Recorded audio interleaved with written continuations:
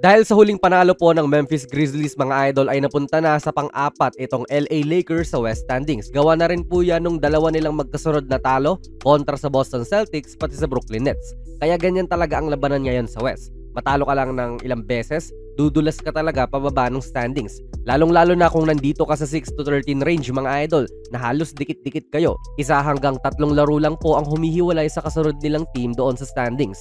Parang itong Warriors at Wolves o Mavericks at Suns. Kaya hindi po talaga afford ng mga teams dito na mag-stack up ng mga talo gawa nung kailangan nga nila makakuha ng magandang posisyon para sa playoffs. Ibida muna natin itong LA nga na nahaharap po ngayon sa isang pinakamahirap if not yung pinakamahirap talaga nila na stretch ng mga games ngayong season.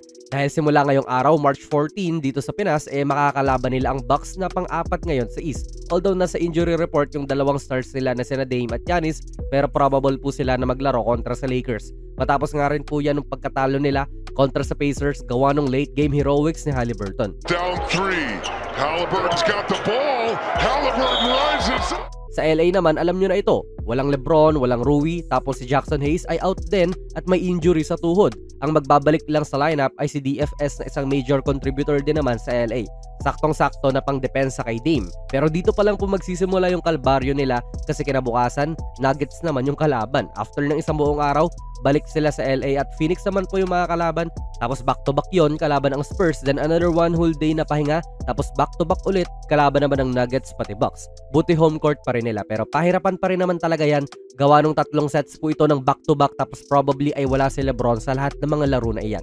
1 to 2 weeks po kasi yung sinabi na mawawala siya. At injury na rin naman niya dati yung sa groin kaya most likely po ay hindi nila pababalikin si LeBron kaagad kasi baka ma-re-aggravate niya yung injury niya. Noong 2018 to 2019 season kasi 17 games po siyang hindi nakapaglaro.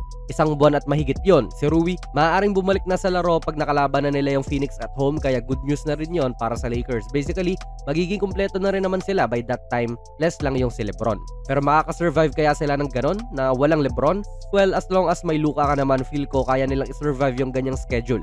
Medyo may injury nga lang din si Luka ngayon. Masakit yung likod tapos yung nakalagay pa nga sa injury report nila ay injury sa ankle. Pero napatunayan naman niya na kayang-kaya niya bumuhat ng team. Nung na-injury nga po si LeBron sa Celtics game nila noong linggo, umiscore pa siya ng 11 points noon after umupo ni LeBron kaso nga lang ay masyadong malaki na ang lamang ng Boston. Kaya aasa talaga sila sa kakayanan ni Luka sa stretch ng mga games na ito assuming na magiging healthy siya. Si Austin Reeves din ay kailangan mag-step up talaga mga idol gawa nung simula nung pagbalik niya sa team galing injury din, nag-a-average lamang siya ng 13.7 points, 5.7 rebounds and 7 assists per game at hindi naman din yan masama. Yung shooting nga lang niya yung masama mga idol kasi 25.6% lamang po overall ang shooting niya na mababa talaga sa kanyang standards. Inefficient yan sa kilala ng mga Laker fans na AR. Hawak din po ng Lakers ang third worst na strength of schedule sa buong NBA. Ibig sabihin lang po niyan ay isa sila sa may mga pinakamabibigat na teams pa na makakalaban. Ayan, kita nyo naman, may 19 games pa sila na ilalaro ngayong season. Tapos dalawa po doon ay kontra sa OKC, dalawa kontra sa Denver, at yung iba pang mga top NBA teams. Kaya ang tanong ko sa inyo mga idol, kakayanin ba ng Lakers to kahit walang LeBron? Mabubuhat ba ni Luka ang team niya patungo sa mga panalo sa gitna ng napakahirap na schedule na ito? Let me know po kung ano yung thoughts nyo. Ito ang susunod na 5 laro ng Lakers matapos ang Bucks game ngayong araw. Ano po ang magiging record nila dyan? Let me know your thoughts sa ating comment section. Sali na rin ngayon ang ating giveaway nung Pasko pa dapat to Kaso nga lang ay hindi pa nare-reach yung ating goal. Hanapin nyo lang yung video natin na may ganitong thumbnail ni Kai Sotto. Andun po yung mga mechanics. Kung nagustuhan nyo po ang ating video ay pakipindot na lang idol ng like button, mag-subscribe ka na rin sa ating channel at ako nga pala si Jonas PB and as always, hanggang sa muli.